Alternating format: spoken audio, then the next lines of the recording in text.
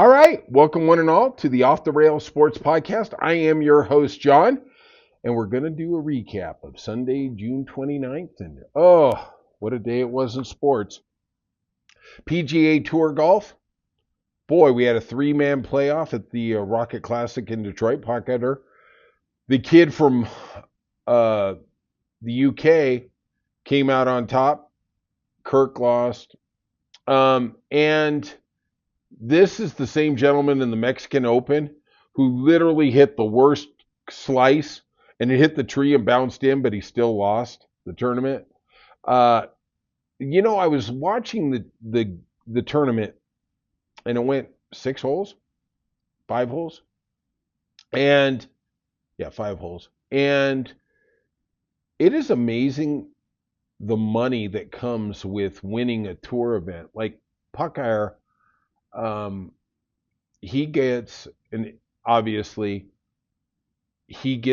2-year extension on being on the tour. He gets into the Masters, he gets into the Players, he gets into the PGA. Because of the world rankings, he's basically in the US Open, whatever it is. And, hey man, kudos to him. You should reward the guys who win. But, the Detroit stop really is kind of a piss poor one. Nobody who was any good was there. I am a big Ricky Fowler fan. He is sponsored by Rocket Mortgage. He's a corporate spokesman, so he was there. But for the most part, everybody's getting ready for the British Open. They're going to get over there and get figured out. We're not going to see Scheffler. We're not going to see McIlroy. 2 weeks from now is the British Open, one of the last major of the year. Kudos, to Puckire, and it was nice to see his dad there with him to celebrate. All three guys in the playoffs, their dads were there.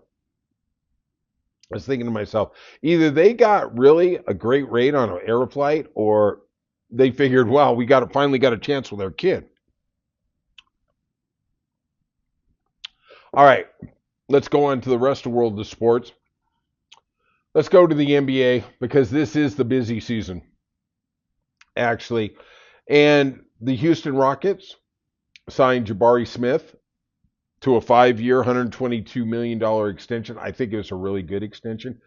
And this comes on the heels of Naz Reid signing a 5-year, $125 extension off the rookie deal. I'm going to throw something out there that nobody else is talking about. LeBron opted out of his player option. Now, everybody just assumes he's going to go back to LA. And honestly, the smart money is that he will resign. But look at Houston. They have a team that was second last year behind OKC in the regular season standings. They just acquired Kevin Durant. Is it possible? Is it possible that LeBron James will take his quote-unquote talents down to Houston? He has said winning a championship is the most important thing.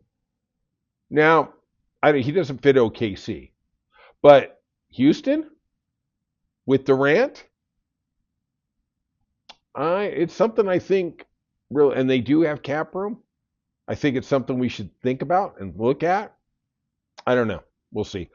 Ace Bailey made his debut on the stage in Utah, said he was blessed to be in Utah. That is the biggest lie you will ever hear. He is hating every second of it, but he doesn't have a choice because they own his rights for 7 years. It'll be interesting down the road. I thought he was going to hold out. I thought he was just going to leverage it out. But, then you really get a taint on your name, and there is no redemption if you don't produce. If you are a team player and you don't produce, they'll give you a second contract. Not a great contract, but they'll give you a second. You cause problems, man, they can't cut you quick enough. Sorry, welcome to the G League. I don't know. And trust me, this is something they don't tell you. In the top 10 picks, 5 of these guys will not be in the NBA in 5 years. They won't. I don't know who. I'm not claiming to, but I'm not one of these people believing the Cooper Flag thing. Yeah, he's a real talented guy. He played against the Olympic team as a 17-year-old. Everything. I do not think Dallas is the place for his talents. I don't. Sorry, I don't. Hey, that's me. I am sure a year from now, when he's rookie of the year, third in the MVP voting, you're going to go, hey, John, you were an idiot, and I will acknowledge it. Okay? I'm not saying he's not going to be a good pro. I'm not saying he's not going to have a 10-year career. But if you're telling me this guy is going to be Larry Bird, this guy is going to be Nikola Jokic, I'm not buying it. There is nothing I see there that, well, whatever. Hey, this just in. How come Duke, with all 5 players that got drafted in the first 2 rounds, didn't win the title? Explain that to me. Well, maybe it's Shire. Maybe these guys weren't quite as good as we thought. I'm just saying. James Harden with your LA Clippers. He signed a 2-year, 81.5 extension, and he had the player option. He gets out of it. You know, I was wrong a year ago. I'll own it. I thought they should have kept Paul George. I thought they were crazy to double down on James Harden. And especially with Kawhi Leonard out, he had a spectacular year. He literally carried that team on his shoulders. I don't know where the Clippers go. They don't own their draft picks. They sent them to OKC when they sent them Shea Gillis for Paul George. They don't have anything to show from it except for, owing them a couple of draft picks. And those are going to be incredibly valuable coming down the road here. But you had to sign Harden. You didn't have a choice. I guess $40 million a year is a deal for this guy. Hey, whatever. All right, let's talk about some NCAA football real quick.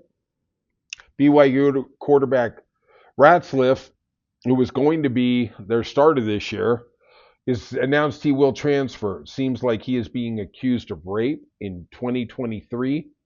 But that's not the issue per se.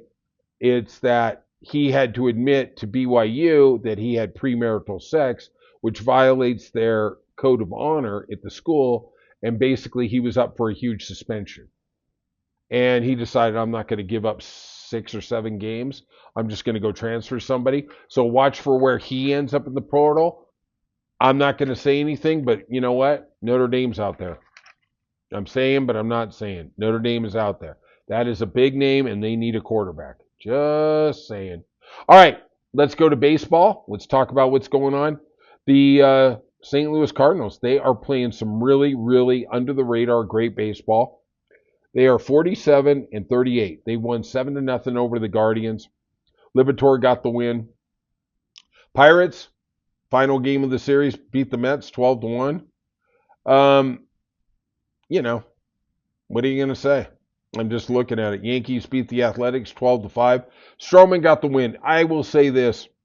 The Yankees pitching staff has been just bloody spectacular. Especially after losing Garrett Cole.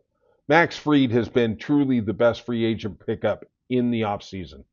The Orioles beat the Rays 5-1. Kremer got the win 7-7. That's the leader of the staff at the Orioles. He's the Orioles 7-7. Blue Jays beat the Red Sox. Red Sox have lost 7 of 9 of their last 9. They are so pathetic without Devers.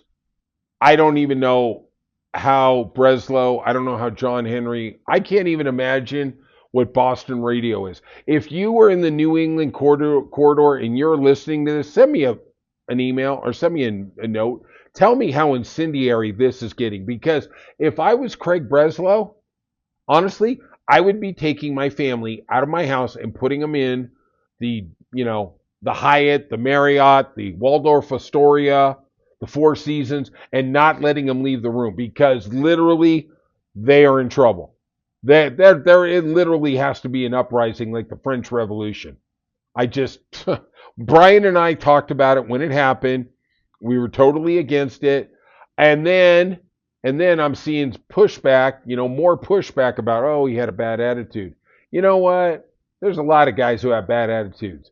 But like Oral Hershiser said, leadership is a 3-run homer. And let me tell you, Devers gave us plenty of those. Gave us. Good luck, San Francisco. Reds beat the Padres 3-2. Pagan got the win. Astros just on a roll. Beat the Cubs 2-0. Valdez gets your win, 9-4, 2.7 ERA.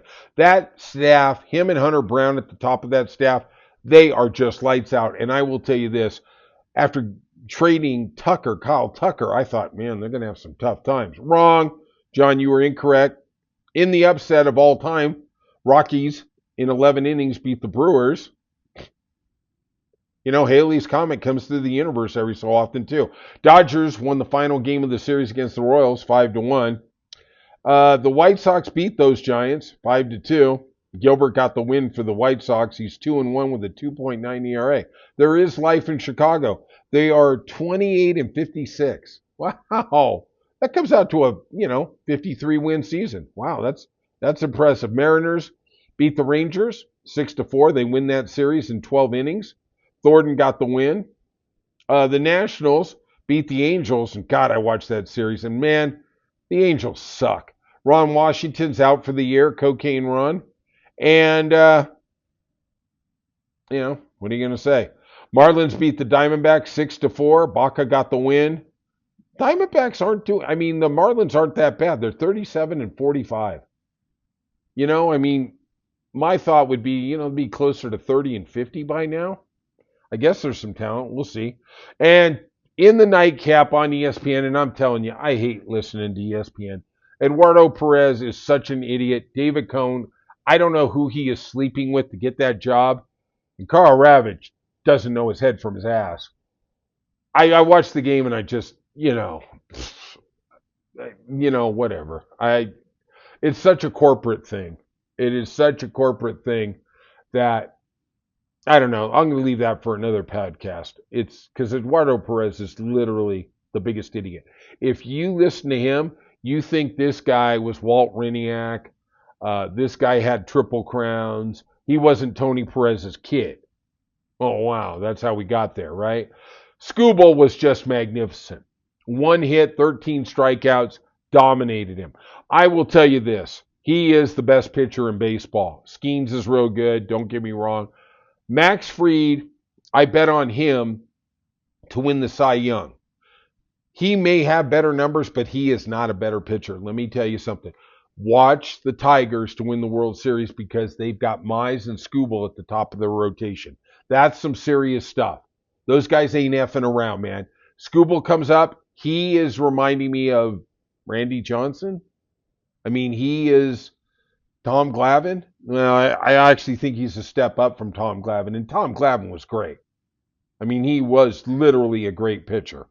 But we'll see what happens. Hey, if you could, kindly hit that like and subscribe button. It means a lot to us. And we'll see you soon on Off the Rails Sports Podcast.